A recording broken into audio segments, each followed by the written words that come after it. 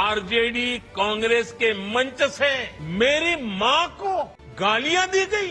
ये गालियां सिर्फ मेरी मां का अपमान नहीं है, ये देश की मां, बहन, बेटी का अपमान है। राहुल गांधी की रैली में माननीय प्रधानमंत्री मोदी जी की स्वर्गवासी मां के लिए जिन अपशब्दों का प्रयोग हुआ है, मैं उनकी कड़ी निंदा करता हूं। अरे वो प्रधानमंत्री जी की मां हो या राहुल गांधी की मां हो, है तो वो जननी ही।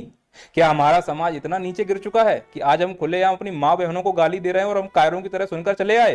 अरे मैं देश के युवाओं से कहना चाहता हूं, अगर किसी की माँ को गाली देनी है तो वैधानिक शब्दों का प्रयोग करो। कांग्रेस की विधवा बोलो, 50,000 गर्लफ्रेंड बोलो, जर्सी गाय बोलो, ये क्या बदतमीजी कर रहे हो तुम?